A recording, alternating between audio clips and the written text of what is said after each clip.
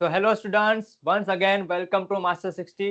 10 CBSE board sir पे आ चुका है और अभी तक सिविक सब्जेक्ट का रिवीजन नहीं हुआ है, तो प्लीज स्टार्ट कीजिए। मैं आपके लिए लेके आ गया हूँ वन शॉट रिवीजन सीरीज, जहाँ पे सिविक्स के सारे चैप्टर्स वन शॉट में हम रिवाइज करेंगे। ठीक है, तो चलिए शुरू करते हैं। आज का मेन टॉपिक क्या है? Federalism. What is federalism? Basically कितने सिस्टम होता है? एक होता है यूनिटरी सिस्टम एंड दूसरा होता है फेडरलिज्म सिस्टम। तो यूनिटरी सिस्टम में क्या होता है कि जो यूनियन होता है सारी की सारी पावर उसके पास रहती है, पर फेडरलिज्म में कैसा होता है कि यूनियन के पास पावर रहता है और दूसरा जो पावर होता है वो स्टेट के बीच डिवाइड हो जाता है। लाइक अगर किसी नेशन में फेडरल सिस्टम है तो वहां पे क्या होगा कि कुछ पावर यूनियन के पास रहेगी और कुछ पावर स्टेट के पास रहेगी। अगर हम इंडिया का एग्जांपल लेना चाहे तो इंडिया में कितने गवर्नमेंट है? 3 गवर्नमेंट है, union government, state government and local government. ठीक है, तो ऐसे ही समझना है।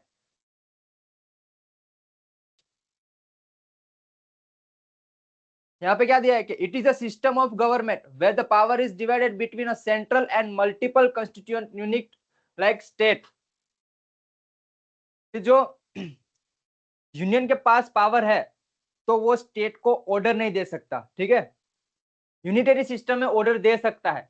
अगर यूनियन चाहे कि आपको स्टेट को ऐसा ही करना है तो वो ऑर्डर दे सकता है। फेडरलिज्म में ऐसा नहीं होता है, स्टेट के पास अपना खुद का पावर रहता है, वो खुद ही कुछ ना कुछ डिसीजन ले सकता है अपने के बारे में और यूनियन उसको फोर्स नहीं कर सकता कि तुम ये डिसीजन लो। ठीक है, ये मेन डिफरेंस है यूनिटरी सिस्टम और फेडरलिज्म सिस्टम में। इसका इंपॉर्टेंस क्या है? To help to manage diversity in a large and diverse country like India by sharing power. सबको पता है India is a very diverse country. यहाँ पे कल्चर अलग है, लैंग्वेजेस अलग है। सारे के सारे स्टेट में अगर जाओगे तो सबका कल्चर, रहन सहन सब अलग होता है। तो उससे क्या होता है, अगर कुछ कॉन्फ्लिक्ट हो जाए तो कॉन्फ्लिक्ट को रिड्यूस करने के लिए हमें फेडरलिज्म सिस्टम अपने चाहिए। तो इन सबको रिड्यूस करने के लिए फेडरलिज्म सिस्टम अपनाया जाता है। ठीक है, समझ आ गया?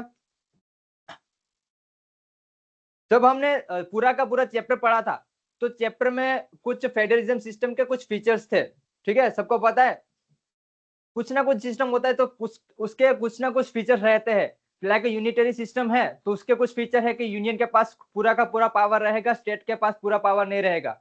ऐसे ही फेडरलिज्म के कुछ फीचर्स है कि फेडरलिज्म सिस्टम है तो उसमें क्या क्या हो सकता है। तो पहला पॉइंट क्या है कि 2 और more level of tier of government exist such as a central government and state government. तो जहां पे फेडरलिज्म सिस्टम है ना, वहां पे 2 मिनिमम गवर्नमेंट रहेगी, एक स्टेट यूनियन गवर्नमेंट एंड दूसरा रहेगा स्टेट गवर्नमेंट। इंडिया का एग्जांपल ले तो हमारे पास 3 गवर्नमेंट है, union government, state government and local government. दूसरा क्या है? Different level govern the same citizen but have their own jurisdiction in legislation, taxation and administration. जैसे फेडरलिज्म में पावर अलग अलग रहता है, ऐसा समझा है मैंने। तो सिटीजन एक ही रहेगा। लाइक अगर यूनिटरी सिस्टम में देखे ना तो यूएसए का एग्जांपल लेते हैं तो यूएसए में जाएंगे तो यूएसए एक पूरा यूनियन है, पर उसके जो स्टेट है ना, उसके जो पीपल है उनके पास 2 सिटीजनशिप रहती है। पर अगर इंडिया का एग्जांपल ले तो हमारे पास एक ही सिटीजनशिप रहेगी, किसकी? इंडिया की। पर हमें गवर्न कौन कौन कर सकता है? पहले लोकल गवर्नमेंट करेगी, then state government and then union government. तो उनका पावर और टैक्सेशन और लेजिस्लेशन सबका अलग अलग रहेगा। ठीक है, समझ आ गया यहाँ तक? थर्ड पॉइंट कौन सा है? The jurisdiction of each level is specified and guaranteed by the constitution ensuring there existence and authority. ये जो सारे के सारे लेजिस्लेशन और पावर है स्टेट गवर्नमेंट के, यूनियन गवर्नमेंट और लोकल गवर्नमेंट के, वो सारे के सारे मेंशन है किसमें? हमारे कॉन्स्टिट्यूशन में। ठीक है, फोर्थ कौन सा है? Fundamental provision of constitution can not be change unilaterally by one level, consent from all levels is required. अगर कॉन्स्टिट्यूशन में जो भी फंडामेंटल प्रोविजंस है, फंडामेंटल राइट्स है, तो उसको अगर चेंज करना होगा ना यूनियन को, स्टेट को और लोकल गवर्नमेंट को, तो वो अकेले चेंज नहीं कर पाएगी। उन सबको इकट्ठा होके एक साथ कॉन्सेंट देना पड़ेगा, तभी कॉन्स्टिट्यूशन में चेंज हो सकता है, ऐसा यहाँ पे बोला है। ठीक है, फिफ्थ कौन सा है? The court have the power to interpret the constitution, resolve dispute among different level of government. अभी यूनियन और स्टेट के बीच में और स्टेट और लोकल बॉडीज के बीच में कुछ डिस्प्यूट हो गया, ठीक है, कॉन्स्टिट्यूशन के बीच के लेकर, लेजिस्लेशन के बीच के लेकर, तो कोर्ट हैज अ पावर, कि कोर्ट के पास पावर है कि इनको रिजोल्व कर सकता है, ठीक है, कोर्ट के आगे इनकी पावर नहीं चलती है सर, ठीक है, यहाँ पे ऐसा बोला है, ठीक है, और फेडरलिज्म सिस्टम में ऐसा होता है। 6 कौन सा है, source of revenue are clearly defined for each level to ensure financial autonomy.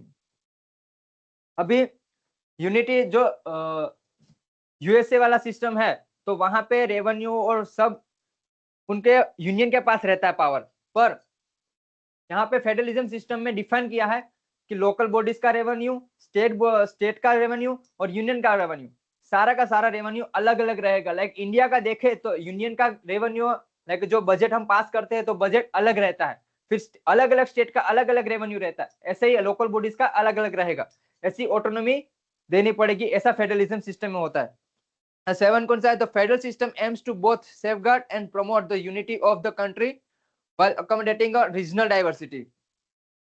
तो फेडरल सिस्टम क्या करता है कि ये जो स्टेट सारे यूनाइटेड हुए हैं उसको सेफगार्ड करेगा, उसको सिक्योरिटी देगा, ठीक है, कि कोई स्टेट अलग ना हो पाए, कोई स्टेट यूनियन से अलग ना हो जाए, ऐसा सेफगार्ड देता है, ठीक है, फेडरल सिस्टम।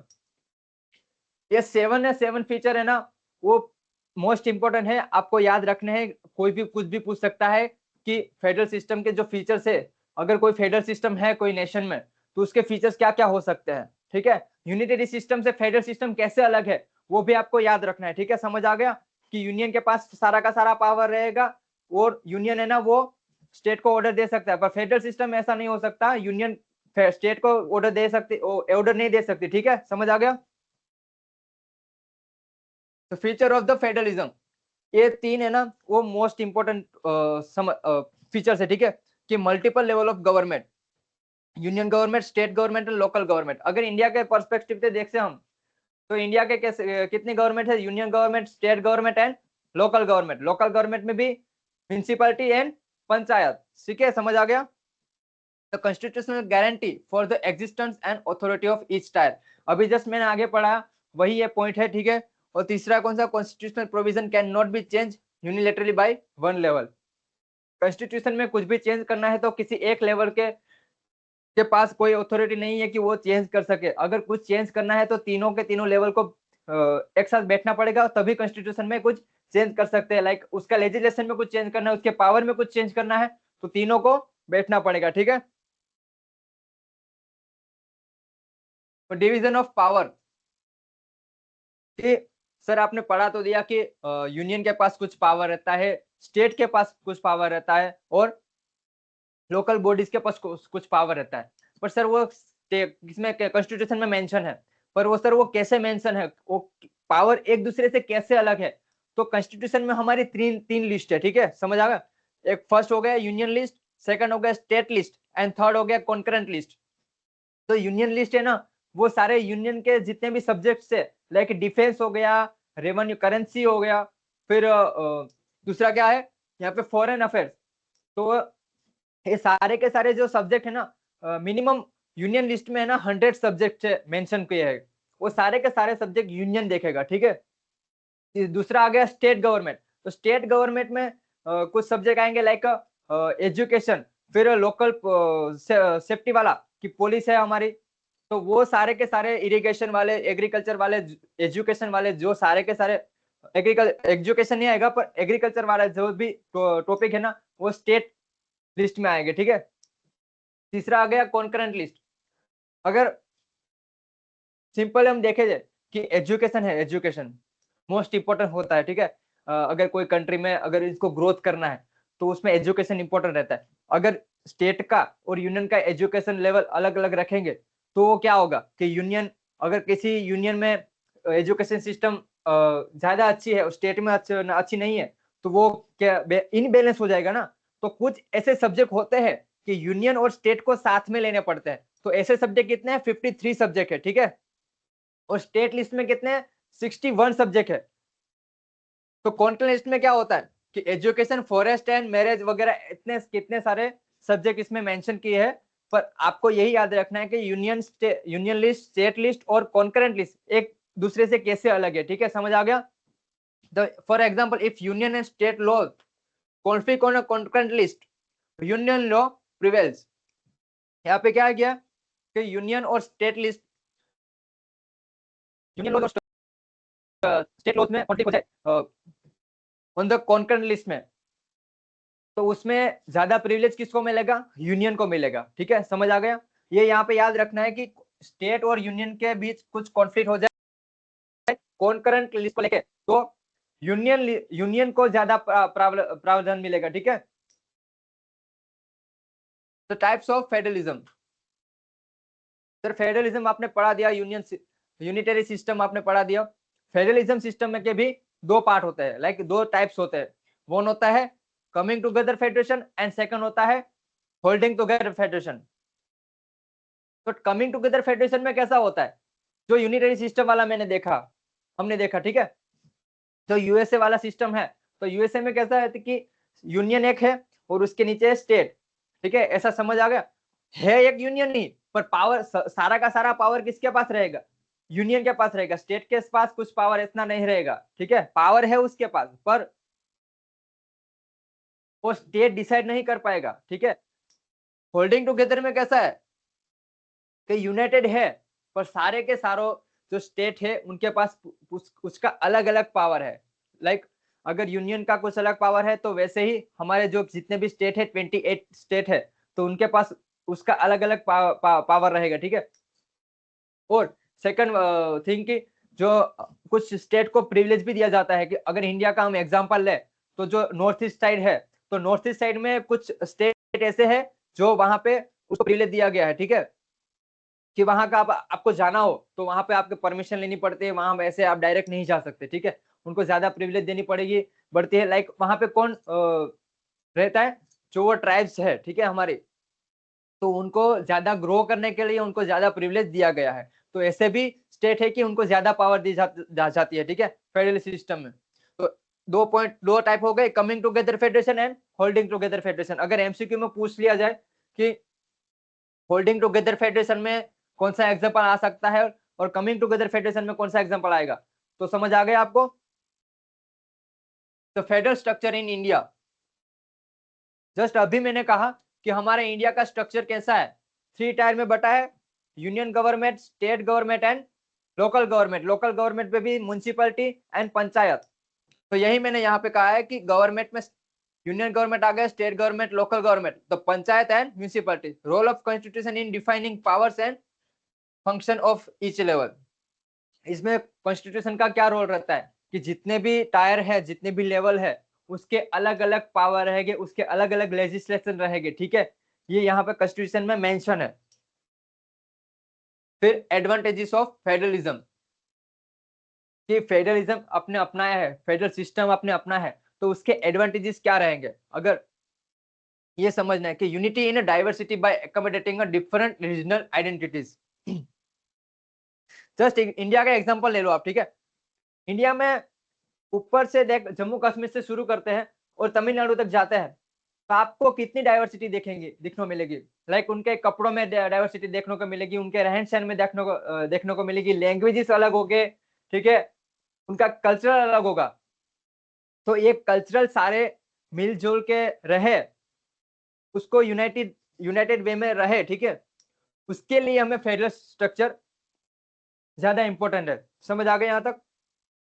अगर ये यूनाइटेड नहीं रहेंगे तो क्या होगा? कॉन्फ्लिक्ट हो जाएगा। ठीक है, जैसे कि कहाँ होता है, श्रीलंका में होता था। ठीक है, कि वहां पे यूनाइटेड नहीं रहते थे, तो जो संथाला वाली जो ट्राइब्स वगैरह थी, तो उसमें क्या क्या रहता था कि हम ऊंचे हैं, ये जो तमिल बोलते हैं लोग, वो नीचे थे। तो ऐसी कॉन्फ्लिक्ट ना हो, उस कॉन्फ्लिक्ट को रिड्यूस किया जाए, इसके लिए फेडरल सिस्टम वो ज्यादा इंपॉर्टेंट है। दूसरा क्या है? Encourage local self government and democratic participation.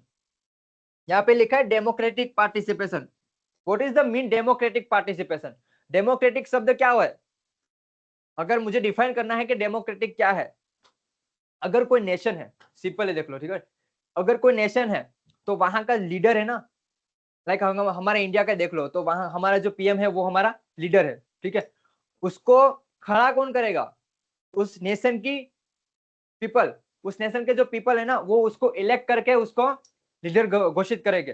तो जिस नेशन की जो सरकार है, वो कौन पीपल के थ्रू चले तो वो नेशन है ना वो डेमोक्रेटिक है। हमारे प्रियम्बल में ऐसा मेंशन है कि India is a federal country and democratic country, ठीक है। तो encourages local self government. Federal system क्या करता है, जो लोकल सेल्फ गवर्नमेंट है ना उसको एनकरेज करता है। कैसे कि कोई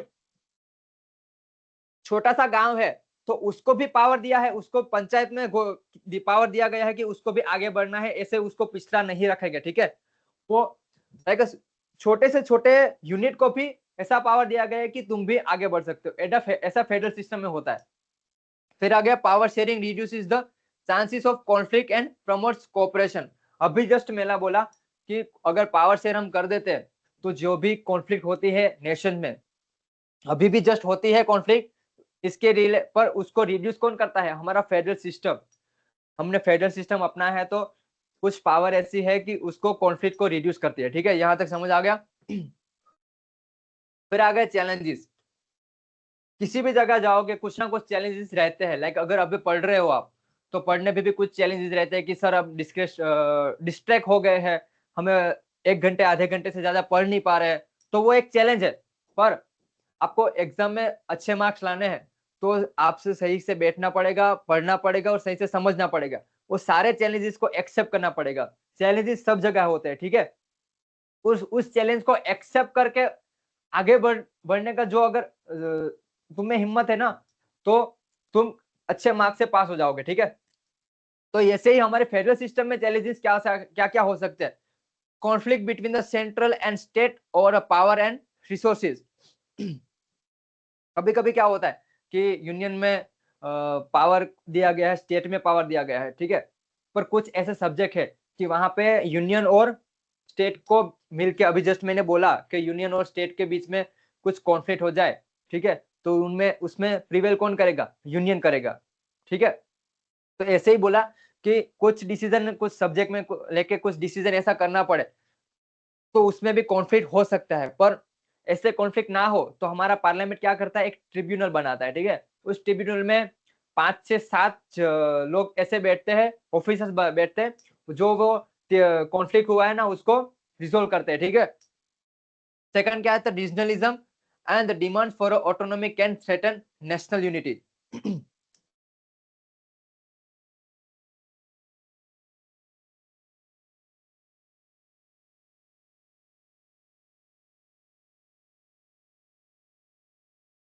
जब हमारा इंडिया इंडिपेंडेंट हुआ इन 1947 में, तो तब जस्ट एग्जांपल ले रहा हूं, तेलंगाना वालों ने क्या बोला था कि तेलंगाना वालों के हमें अपना एक स्टेट चाहिए लाइक लैंग्विस्टिक के हिसाब से। एंड देन दूसरा भी था कि हमें पाकिस्तान से जुड़ जाना है, कौन सा, हैदराबाद वाला, ठीक है। तो हैदराबाद एंड तेलंगाना तो ज्वाइंट थे। फिर दूसरा था जम्मू कश्मीर एंड द जूनागढ़ वाला। तो वो लोग क्या चाहते थे हमारे साथ ही, पर वो लोग अपनी खुद की ऑटोनॉमी चाहते थे। तो ऐसे ऑटोनॉमी भी आ सकती है। लाइक अगर कल को चल के कोई ऐसा स्टेट बोल दे कि हमें यूनियन में नहीं रहना है और हमें अलग हो जाना है, आपके यूनियन से, इंडिया से अलग हो जाना है, तो ऐसे भी चैलेंजेस आ सकते हैं, ठीक है। तीसरा क्या है, need for mutual trust and cooperation for the federalism to work effectively. अगर कोई नेशन में फेडरल सिस्टम इफेक्टिवली वर्क करना है ना तो म्यूचुअल ट्रस्ट चाहिए। किसके बीच में, यूनियन, स्टेट और लोकल गवर्नमेंट्स के बीच। ये तीनों के बीच में म्यूचुअल ट्रस्ट रहेगा तभी इफेक्टिवली ग्रोथ होगा किसका, नेशन का, ठीक है। समझ आ गया यहाँ तक। ये तीनों के तीनों पॉइंट्स इंपॉर्टेंट है, प्लीज याद रख लीजिए कि चैलेंजेस कौन से आ सकते हैं, ठीक है। The importance of federalism in India. Federalism ज्यादा इंपॉर्टेंट इंडिया में क्यों है, जब से चैप्टर शुरू हुआ है तब से मैं बोल रहा हूँ कि India is a very diverse country. अगर यहाँ पे फेडरल सिस्टम ना हो तो ज्यादा से ज्यादा कॉन्फ्लिक्ट हो सकते हैं, धर्म के हिसाब से, कास्ट के हिसाब से, लैंग्वेज के हिसाब से, कल्चर के हिसाब से। ये सारे कॉन्फ्लिक्ट रिड्यूस हो जाए, वो कॉन्फ्लिक्ट ना हो और सब में यूनिटी रहे, इसके लिए फेडरलिज्म ज्यादा इंपॉर्टेंट है। तो यहाँ पे क्या है कि maintain piece and stability in a diverse country. तो हमारा इंडिया डाइवर्स कंट्री है, वहां पे पीसफुली हम रह सके, इसके लिए federalism system is a very important, ठीक है। enables effective governance by decentralizing administration। Decentralising administration, like हमारा जो एडमिनिस्ट्रेशन है वो एक सेंटर में ही नहीं है।